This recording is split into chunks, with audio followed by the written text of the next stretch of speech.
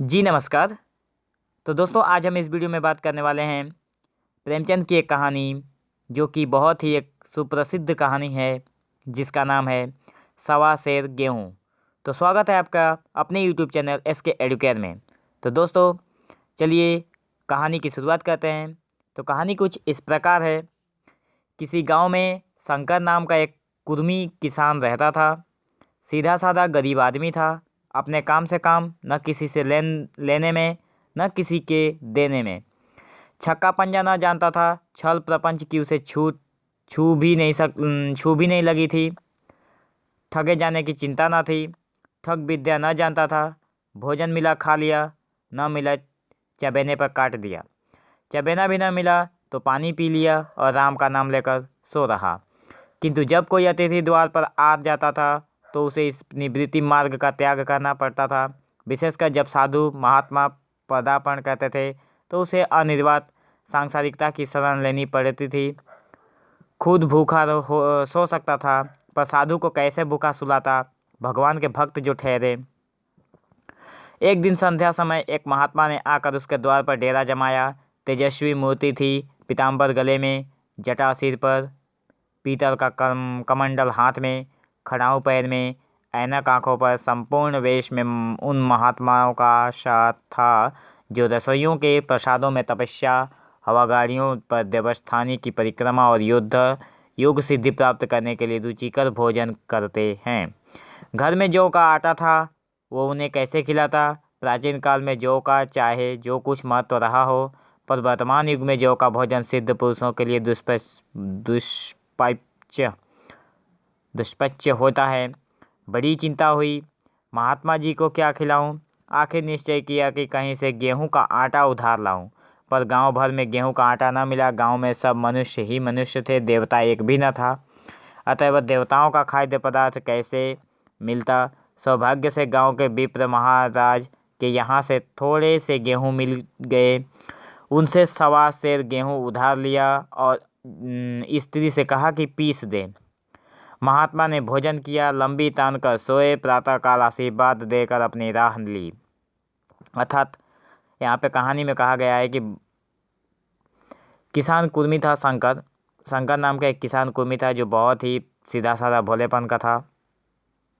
उसने अतिथियों का बहुत सेवा किया था और अतिथि की सेवा करने के चक्कर में उसने अपना सब कुछ गंवा बैठा। तो आज हम इस कहानी को आगे समझेंगे। यहाँ पे सवा सेर गेहूँ का मतलब यही है। इसका अर्थ यही समझ में आता है कि उसने जो उधार लिया था सवा सेर गेहूँ उस महात्मा को खिलाने के लिए, उसी के ऊपर ये कहानी पूरी लंबी आगे तक रहेगी। तो ध्यानपूर्वक आप इस कहानी को सुनते रहें। जब तक आप इस कहानी को पूरा नहीं समझेंगे तब तक आपको भी समझ में नहीं आएगा इस कहानी को। तो अब देखते हैं आगे। विप्र महाराज साल में 2 बार खलिहानी लिया करते थे। शंकर ने दिल में कहा, सवा सेर गेहूँ इन्हें क्या लौटाऊँ, पंसेरी बदले कुछ खलिहानी दे दूंगा, यह भी समझ जाएंगे, मैं भी समझ जाऊंगा। चैत में जब विप्र जी पहुँचे तो उन्हें ढेर पंसेरी के लगभग गेहूँ दे दिया और अपने को उत्तीर्ण समझकर उसकी कोई चर्चा न की। विप्र जी ने फिर कभी न मांगा। सरल शंकर को क्या मालूम था कि सवा सेर गेहूँ चुकाने के लिए उसे दूसरा जन्म लेना पड़ेगा। इसके दूसरे भाग में देखते हैं। 7 साल गुजर गए। विप्र से महाजन हुए। शंकर किसान से मजूर हो गया। उसका छोटा भाई मंगल उससे अलग हो गया था। एक साथ रहकर दोनों किसान थे, अलग होकर मजूर हो गए थे। शंकर ने चाहा कि द्वेष की आग भड़कने ना पाए, किंतु परिस्थिति ने उसे विवश कर दिया। जिस दिन अलग अलग चूल्हे जले वो फूट फूट कर रोया, आज से भाई भाई शत्रु हो जाएंगे।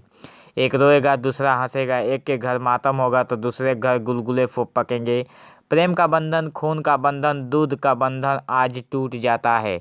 उसने भागीरथ परिश्रम से कुल मर्यादा का वृक्ष लगाया था, उसे अपने रक्त से सींचा था। उसको जड़ से उखाड़ता देखकर उसके हृदय के टुकड़े हुए जाते थे। 7 दिनों तक उसने दाने की एक सूरत तक न देखी। दिन भर जेठ की धूप में काम करता और रात को मुंह लपेटकर सो रहता। इस भीषण वेदना और दुष्य कष्ट ने रक्त को जला दिया, मांस और मज्जा को घुला दिया। बीमार पड़ा तो महीनों खाट से न उठा। अब गुजर बसर कैसे हो? 5 बीघे के आधे रह गए, एक बैल रह गया, खेती क्या खाक होती।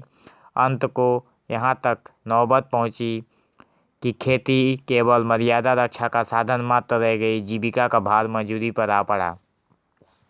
7 वर्ष बीत गए। एक दिन शंकर मजदूरी करके लौटा तो राह में विप्र जी ने टोक कर कहा, शंकर, कल आकर के अपने बीज बैंक का हिसाब कर लें। तेरे यहाँ 5.5 मन गेहूँ कब के बाकी पड़े हुए हैं। तू देने का नाम नहीं लेता, हजम करने का मन है क्या? शंकर ने चकित होकर कहा, मैंने तुमसे कब गेहूँ लिए थे जो 5.5 मन हो गए? तुम भूलते हो मेरे यहाँ किसी का छटाक भर न अनाज है, न एक पैसा उधार। विप्र बोल रहे हैं कि इसी नियत का तो ये फल भोग रहे हो कि खाने को नहीं जुटता। तो फ्रेंड्स, आज की कहानी में बस इतना ही। अगर आपने हमारे चैनल को सब्सक्राइब नहीं किया तो जल्द से जल्द कर लें, ताकि आने वाले इसके दूसरे भाग की वीडियो की लेटेस्ट अपडेट आपको जल्द से जल्द मिले। तो फ्रेंड्स, आगे की कहानी समझने के लिए देखते रहिए हमारे YouTube channel SK Educare. Thank you for watching this video. Have an awesome day.